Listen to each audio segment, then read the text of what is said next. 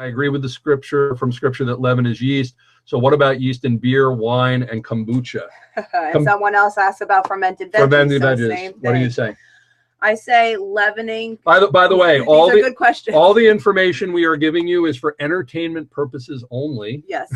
We're in complete disclosure. The way if your eternal judgment is your own, and you have to decide these things and be fully convinced in your own mind. Any of these things, we are sharing with you the truth as we understand it at this specific point in history.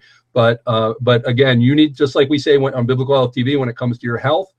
You know, we're not diagnosing it for you. You need to make sovereign decisions. Right. You need to do that too. Right. And with that disclaimer, I will pass it back to Dr. Kim. I will say, you know, kombucha and fermented veggies and other fermented things are so incredibly good for your health, and they are not leavening bread. So at this point in time for our family, I would not get rid of those things. Right. We do get rid of beer. Because beer is already fermented grain. With the grain. I mean, now, wine is not. Fermented vegetables are not. And I never actually learned what is in a SCOBY, which is what I should look. But I believe it doesn't have any kind of grain in it. So that being the case. Well, by the way, that's why we're having this webinar, you know, more than a week ahead of time. So there's time for you to think these things through and plan. The thing is that how do we know that some grain or flour didn't get into our kombucha that we've had around for a long time? I would personally say,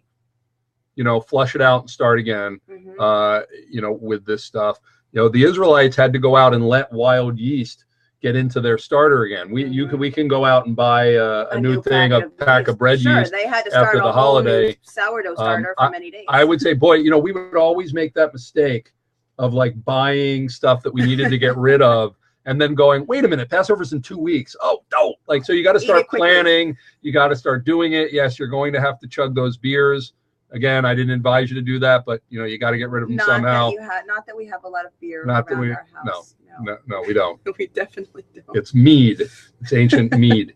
So, but these things, if you think that there was any fermentation that went on between a yeast and a grain, I would say better safe than sorry and get rid of it. That's my opinion. But if you know that it's 1,000% like hermetically sealed in a lab, and that it's not in there, then I could say maybe you're okay.